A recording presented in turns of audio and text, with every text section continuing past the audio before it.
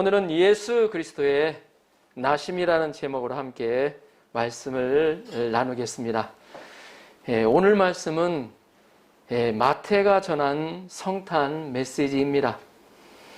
마태는 예수님의 탄생의 의미를 구원주, 임마누엘이라고 표현하고 있습니다. 하나님이 우리와 함께 하심이라고 말하고 있습니다. 구체적으로 살펴보겠습니다. 자, 18절을 보십시오. 18절 같이 한번 읽어볼까요? 화면을 통해서 18절 더 성경을 보시면서 함께 읽어보겠습니다. 시작. 예수 그리스도의 나심은 이러하니라. 그의 어머니 마리아가 요셉과 약혼하고 동거하기 전에 성령으로 잉태된 것이 나타났더니. 아멘. 이 저자 마태는 예수 그리스도가 어떻게 태어났는지를 설명하고 있습니다. 마리아는 요셉과 약혼한 상태였죠. 이스라엘에서는 결혼하기 전에 1년 동안 이 약혼이라는 기간을 둡니다. 그래서 결혼을 준비하고 또 포도주를 준비합니다.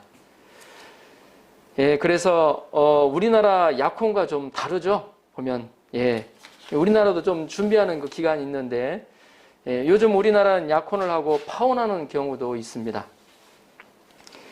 그것이 도덕적으로는 문제가 되지 않죠. 그러나 문제가 되어도 법적으로는 문제가 전혀 되지 않습니다. 그러나 이스라엘에서 약혼은 이 법적으로 결혼과 동일한 효력이 있습니다. 그래서 만약에 약혼한 사람이 순결을 지키지 않았으면 율법에 의해서 돌에 맞아 죽게 되었습니다. 그런데 마리아는 요셉과 약혼한 상태에서 아이를 임신했던 것입니다. 이 마리아는 어떤 남자와 잠을 자서 임신한 것이 아니죠. 이 성경은 분명히 성령으로 잉태된 것으로 기록하고 있습니다. 사실 마리아가 처녀로서 잉태되었다는 것은 불가능한 일이죠. 사실 이건 있을 수 없는 일이죠. 그러나 성경에서 불가능한 것처럼 보이는 상태에서 임신이 가능하게 된 유사한 사례가 나옵니다. 사라도 아기를 낳을 수 없는 90세에 이삭을 낳았습니다. 세례 요한의 어머니 엘리자베스도 아기를 낳을 수 없는 할머니가 아기를 낳았습니다. 이것은 전적으로 하나님의 능력으로 된 것입니다. 이와 같이 마리아는 처녀였지만 성령의 능력으로 잉태하였다고 기록하고 있습니다.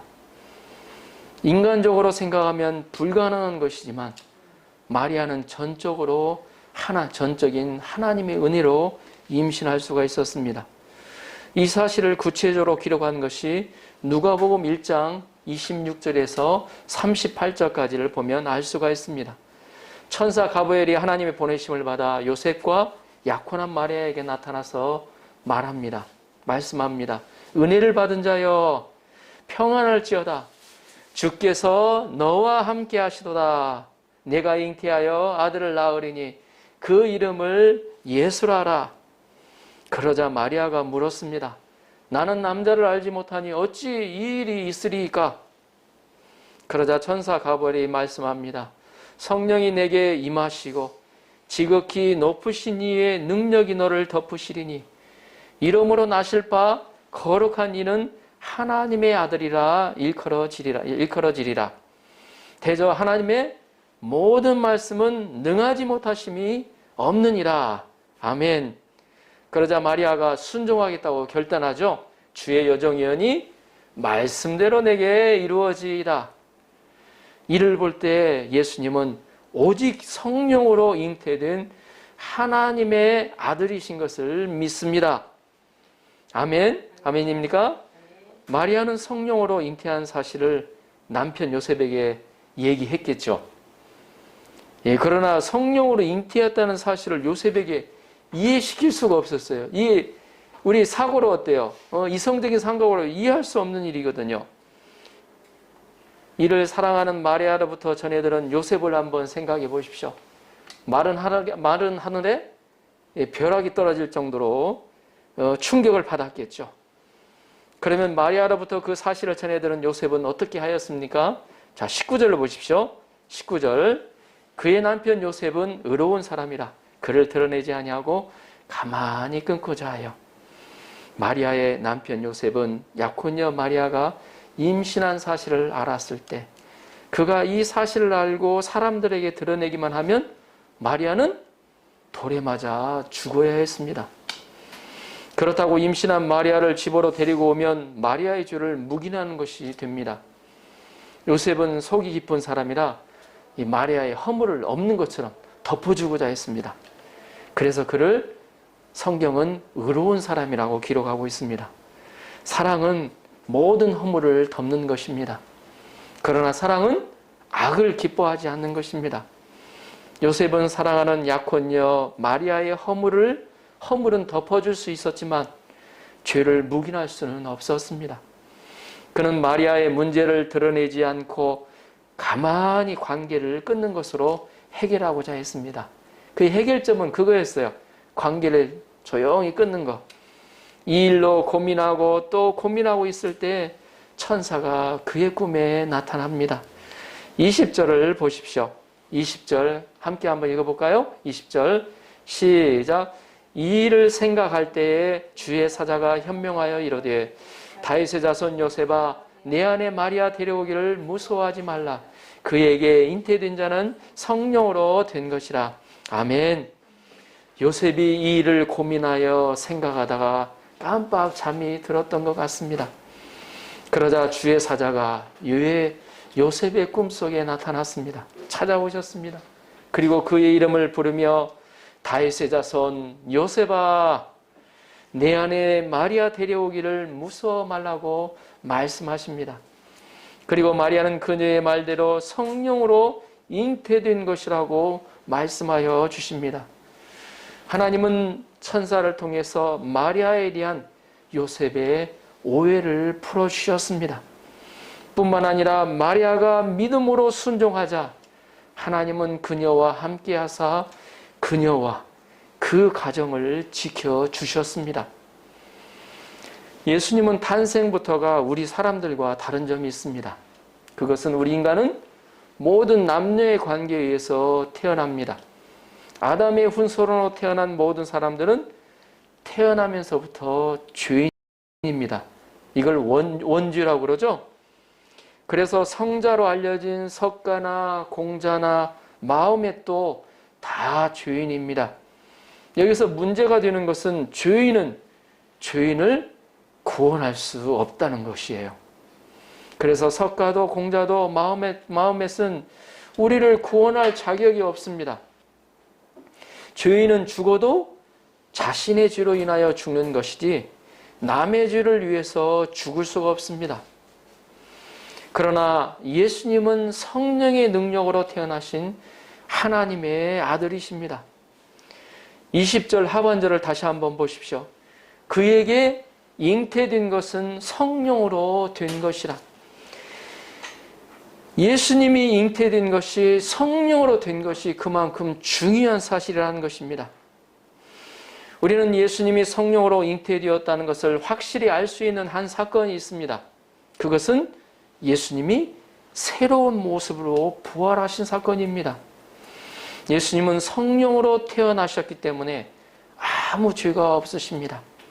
아무 죄가 없기 때문에 우리의 죄를 대신하여 죽을 수 있는 자격도, 우리를 구원할 자격도 있다는 것입니다. 천사는 계속해서 성령으로 잉태된 아기에 대해서 설명하고 있습니다. 성령으로 잉태된 아기가 왜 이 땅에 오게 되었는가? 놀라운 사실을 구체적으로 말씀하고 있습니다. 첫째, 성령으로 잉태된 아기는 자기 백성을 죄에서 구원하기 위해서 오셨다는 것입니다. 자, 21절을 보십시오. 21절 한 목소리로 한번 읽어볼까요? 21절 시작. 아들을 낳으리니 이름을 예수라 하라. 이는 그가 자기 백성을 그들의 죄에서 구원할 자이심이라 하니라. 아멘. 조금 재밌는 것은 천사가 마리아와 요셉에게 나타나 태어날 아기의 이름을 말씀하셨다는 거예요.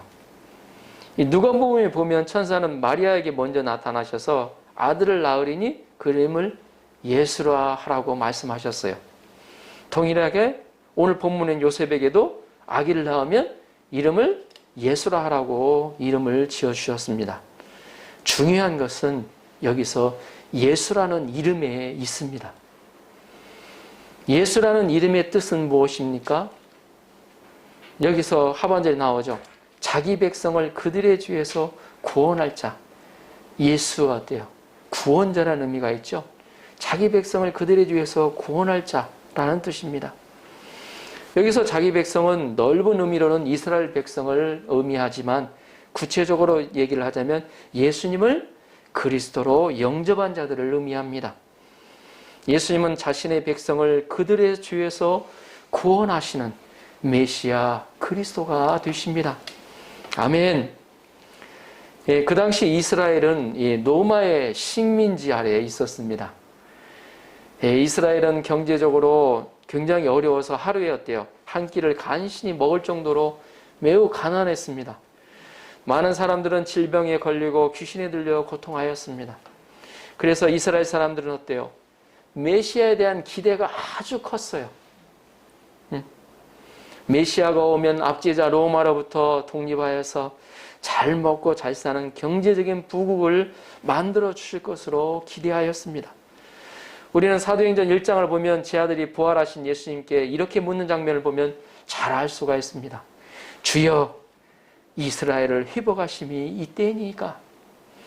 제자들조차도, 심지어 제자들조차도 이스라엘의 회복을 얼마나 바라고 있었는지 잘 알려주는 대목입니다.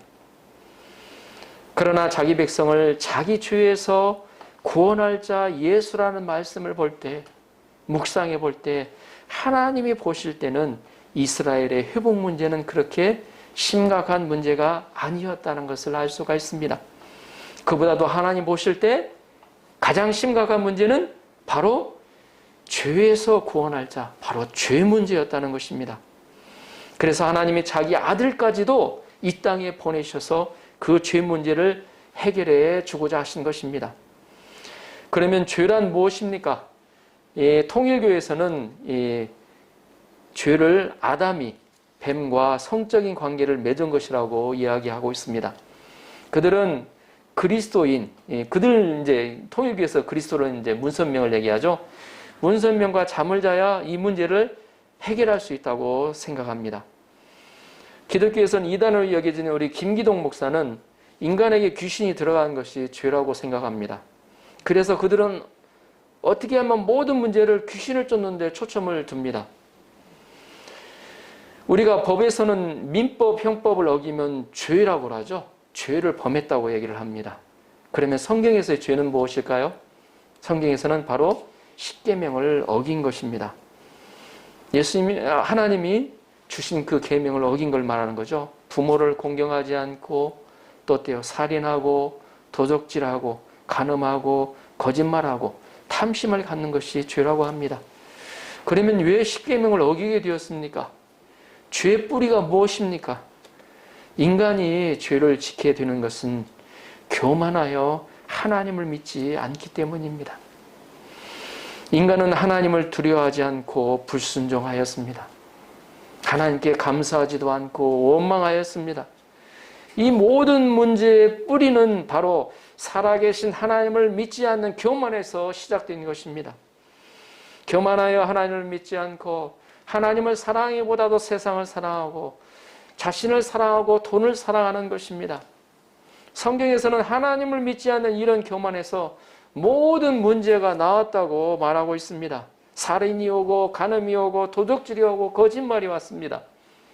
이스라엘이 하나님을 믿지 않는 교만 때문에 모든 도덕적인 부패가 거기서부터 시작이 됐습니다. 그러면 그 죄의 결과는 무엇입니까? 성경은 분명히 말씀하고 있습니다. 로마서 6장 23절 죄의 삭은 사망이라. 죄의 삭은 사망이라. 죄의 대가는 바로 죽음이라는 것입니다. 더 나아가 히브리서 9장 27절에서는 다음과 같이 말씀하고 있습니다. 한 번 죽는 것은 사람에게 정하신 것이요 그 후에는 심판이 있으리라. 한 번 죽는 것과 심판은 이미 사람에게 정해져 있다고 선언하고 있습니다. 인간은 죄의 대가로 죽고 심판을 받아 영원히 불과 유황이 타는 못에 들어가야 하는 인생이 되어버렸습니다. 그래서 죄인은 애석하게도 누구나 지옥행이 결정이 되어 있습니다. 어느 누구도 이 심판에서 벗어날 수가 없습니다. 인간인 어느 누구도 이 심판에서 벗어나게 할 수가 없습니다. 그런데 예수님은 이런 죄와 그 결과에서 자기 백성을 구원하기 위해서 이 땅에 오신 것입니다. 우리의 모든 죄와 허물을 대신 십자가에서 담당하시고 죽으시고 다시 부활하셨습니다. 그래서 누구든지 예수를 믿는 자는 구원을 얻도록 길을 열어놓으셨습니다. 예수님은 허물과 죄로 죽었던 우리를 살려주셨습니다. 이 얼마나 놀라운 은혜입니까? 요한복음 3장 17절은 말씀합니다. 하나님이 그 아들을 세상에 보내신 것은 세상을 심판하려 하심이 아니요 그로 말미암아 세상이 구원을 받게 하려 하심이라. 아멘.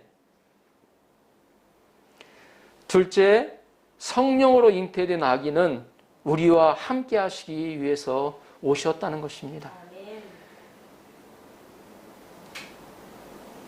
성령으로 잉태된 아기는 누구와 함께하기 위해 오셨다고요? 우리와 함께하기 위해서, 나와 함께하기 위해서 오셨다는 것입니다. 바로 임마누엘의 은혜입니다. 항상 나의 도움자가 옆에서 함께해 준다면 얼마나 힘이 되겠습니까? 예? 자, 22절, 23절을 보십시오. 22절, 23절 같이 한번 읽어보겠습니다. 22절, 23절 시작. 이 모든 일이 된 것은 주께서 선지자로 하신 말씀을 이루려 하심이니 이르시되 보라 처녀가 잉태하여 아들을 낳을 것이요 그의 이름은 임마누엘이라 하리라 하셨으니 이를 번역하신즉 하나님이 우리와 함께 계시다 함이라. 아멘. 예수님이 마리아에게 성령으로 잉태한 것은 주님께서 이사야 선지자에게 하신 예언을 이루려 하심입니다. 이사야는 처녀가 잉태하여 아들을 낳을 것이고 그 이름을 임마누엘이라고 할 것이라고 예언하였습니다. 이 처녀는 바로 마리아를 가리키죠. 마리아가 아기를 낳을 것이요 그 아기의 이름이 임마누엘이라는 것입니다. 예수님의 또 다른 이름은 임마누엘입니다. 임마누엘의 뜻이 무엇입니까? 하나님이 우리와 함께 계시다 라는 뜻입니다. 하나님은 우리가 예수님을 나의 그리스도로 영접할 때 우리와 함께하여 주십니다. 아멘. 하나님이 함께 하실 때 받는 은혜가 무엇일까요? 하나님이 우리와 함께 하시면 두려움이 없어집니다. 하나님이 보호하시고 지키시기 때문입니다. 임마누엘에 대한 예언의 말씀을 주신 역사적인 배경이 있어요. 그때는 남유다가 북이스라엘 왕 베가와 아람 왕 르신의 연합군에 의해서 공격을 받았을 때 주신 말씀입니다. 그때 이들의 연합군이 공격한다는 소문에 성경에서의 표현을 빌리자면 사시나무 떨듯이 두려워 떨었다고 기록하고 있습니다. 이 사시나무 떨듯이 대체 얼마나 두려우면 사시나무 떨듯이 두려워 떨었을까요? 그러나 하나님이 함께 하시면 두려워할 필요가 없습니다. 이사야 41장 10절입니다. 두려워하지 말라. 내가 너와 함께함이라. 놀라지 말라. 나는 내 하나님이 됨이라. 내가 너를 굳세게 하리라. 참으로 너를 도와주리라. 참으로 나의 의로운 손으로 오른손으로 너를 붙들리라. 아멘. 함께 하시는 하나님이 이스라엘을 도와주십니다. 함께 하시는 하나님이 이스라엘을 굳세게 하십니다. 하나님이 참으로 의로운 오른손으로 이스라엘을 도와주십니다. 그러므로 그들은 두려워할 필요가 없습니다. 우리는 때로는 두려운 일들이 많습니다. 그러나 우리는 두려워할 필요가 없습니다. 두려움이 오면 물리쳐야 되죠. 예? 가장 중요한 물리치는 어때요? 예? 적대 기도라고 나오죠. 예? 물리치는 방 예수 그리스도 이름으로 물러가라. 다윗은 사울에게 쫓겨서 사망이 음침한 골짜기를 다녔다고 고백하였습니다. 그러나 그가 고백한 것은 해를 두려워하지 않을 것은 주께서 나와 함께 하심이라. 하나님이 함께 하셨다고. 그래서 그는 어때요? 해를 두려워하지 않는다고 고백하였습니다. 그리고 하나님이 함께 하시면 어떻게 됩니까? 사람이 변화됩니다. 여러분들이 잘 아는 오늘 이 마태복음의 저자 마태는 세리 레위였습니다. 그는 이기적이고 민족의 반역자였습니다. 자기와 돈만 아는 자였습니다. 그러나 예수님이 오셔서 그와 함께하여 주셨습니다. 예수님이 3년 동안 함께 하시며 그를 섬겨주시고 그를 사랑하여 주셨습니다. 예수님이 승천하신 후에는 성령으로 그와 영원토록 함께하여 주셨습니다. 그러자 그가 주옥 같은 마태복음을 쓴 성마태가 되었습니다. 마태는 이 사실에 감격하여 마태복음의 시작을 이 하나님이 우리와 함께 하신다는 것으로 시작하고 있습니다. 바로 이 1장입니다. 마태복음 1장을 임마누엘의 하나님으로 임마누엘을 그가 어때요? 고백하고 있습니다. 기록하고 있습니다. 그리고 마태복음 28장에 어떻게 나오죠? 세상 끝날까지 항상 너희와 함께 하시리라. 마지막 28장 20절에도 함께 하시다는 말씀으로 끝맺고 있습니다. 마태복음의 이 속에 흐르는 그 중심 사상이 이 긍휼과 함께 하심입니다. 하나님이 자신을 마태복음뿐만 아니라 이스라엘 백성을 얼마나 불쌍히 여기셨는가. 그럼에도 불구하고 함께하여 주신 은혜를 그가 고백하고 있습니다. 어떻게 보면 그의 어때요? 간증이에요. 마태복음은 심리학적으로 보면 사람은 변화될 수는 없는 존재라고 합니다. 지독히도 변하지 않는 것이 사람이라고 생각합니다. 그러나 하나님이 우리와 함께 하시면 우리는 누구나 변화될 수가 있습니다. 그리스도 안에서는 새로운 사람이 될 수 있습니다. 그리스도 안에 있으면 새로운 피조물이라 그러시죠? 네, 말씀이에요. 우리가 그리스도를 믿음으로 죄와 싸우는 투쟁을 통해서 성령이 우리의 변화를 도와주십니다. 예수 그리스도의 장성한 분량까지 성장하도록 우리와 함께 하시며 도와주십니다. 그리고 하나님이 우리와 함께 하시면 형통합니다. 형통의 은혜가 임합니다. 하나님이 함께 하신다는 사상은 사실 아브라함, 이삭, 야곱, 요셉 때부터 시작된 말입니다. 아비멜렉은 아브라함이 무슨 일을 하든지 하나님이 아브라함과 함께 하신다고 고백하였습니다. 이 아비멜렉이 또 이삭을 보니까 이삭과 하나님이 함께 하시는 것을 분명히 보았다고 하였습니다. 그들의 눈에, 하나님을 믿지 않는 사람 그들의 눈에 하나님이 함께 하셔서 형통하는 것이 보였다는 것입니다. 그래서 하나님이 우리와 함께 하시면 형통하는 은혜가 있습니다. 하나님이 야곱과 함께 하셔서 라반과 에서와 세겜 사람들의 공격에서 보호하여 주셨습니다. 그가 에서의 앞에 갈 때 제가 성경을 이번에 특별히 은혜를 받은 부분인데 읽다가 자기도 어찌할 수 없네요. 앞에다가 어찌할 수 없는 두려워가지고 자기를 내가 좀 딱 가야 되겠는데 갈 수가 없는 거예요. 약북강가에서 혼자 막 씨름하고 있는 거예요. 두려워서. 근데 그때 와서 야곱과 함께 해주는 게 누굽니까? 하나님이와 함께 하시잖아요. 또 야곱의 딸 디나가 어때요? 강간을 당해가지고 그 세겜의 아들들 어디에요? 할례를 행하게 해서 어때요? 다 어때요? 또 죽여버리잖아요? 보면 야곱의 자식들이.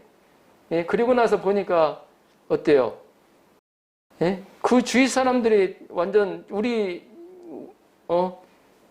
자기와 자기 자식들을 완전 다 죽이게 생긴 거예요. 그러니까 그 말을 들으면서 얘기하기를 막 아들을 막 뭐라고 하죠. 막 원망을 하죠. 너희들이 우리 가족을 막 멸살시키려고 하느냐. 그런데 그 다음 장이 15장에 보니까 25장에 보니까 25장이 아니죠. 35장인가? 예. 예. 여기 있습니다. 나중에 한번 찾아보겠습니다. 보니까 어떻게 표현하고 있냐면 야곱이 두려워가지고 막 그 자식들 막 뭐라고 하고 있는데 그때 하나님이 다시 베델로 올리시고 그런 과정 가운데서 하나님이 어때요? 주위로부터 두려움을 심게 하셨다는 얘기 나와요. 그러니까 그들이 지나가더라도 함부로 덤비지를 못하는 거죠. 하나님이 함께 하셔서 그들에게 두려움을 심게 하셔서 그들을 건들지 못하게 하나님 보호하신 거죠. 하나님이 요셉과 함께 하셨을 때 형통하게 하셨습니다. 창세기 39장 2절입니다. 여호와께서 요셉과 함께 하심으로 그가 형통한 자가 되어 그의 주인 애굽 사람의 집에 있으니 우리는 요셉을 어떻게 형통해 하셨는지 보아야 합니다. 요셉이 노예살이 할 때 하나님이 함께 하셨습니다. 물론 하나님은 요셉과 함께 하셔서 요셉을 노예에서 풀어지지 않았죠. 오히려 보면 어때요? 함께 하시면서 형통하게는 나왔는데 오히려 어때요? 예? 나중에 어때요? 보디발 여사의 유혹을 받아서 어때요? 더 감옥으로 들어가게 되죠. 보면 하나님은 요셉을 죄수에서 또 석방시키지도 않으셨습니다. 다만 하나님은 함께 하셔서 노예살이 죄수 생활을 그 가운데서 극복할 힘을 주셨습니다. 현재의 부르심을 잘 감당하도록 도와주시는 것이 바로 형통인 줄 믿습니다. 하나님은 요셉의 삶을 형통하게 하셨습니다. 또 하나님이 함께 하시면 전도가 이루어집니다. 사도행전 11장 21절에는 이렇게 말씀하고 있습니다. 주의 손이 그들과 함께 하시매 수많은 사람들이 믿고 주께 돌아오더라. 아멘. 예, 큰 위로가 되는 말씀입니다. 주의 손이 그들과 함께 할 때, 주의 손이 우리 교회와 함께 할 때 수많은 영혼들이 믿고 주께 돌아오더라. 예수님은 부활 승천하여 성령으로 복음을 전하는 제자들과 함께하여 주셨습니다. 예수님은 제자들과 함께하사 여러 표적과 기적으로 복음 전파를 이루어 주셨습니다. 예루살렘 교회에서 흩어진 성도들이 복음을 전하자 하나님은 안디옥 교회에서 함께 하셔서 수다한 사람들이 돌아오게 하셨습니다. 이 예수님은 성령으로 지금도 우리와 함께하여 주십니다. 이 예수님은 성령으로 지금도 나와 함께하여 주심을 믿습니다. 아멘.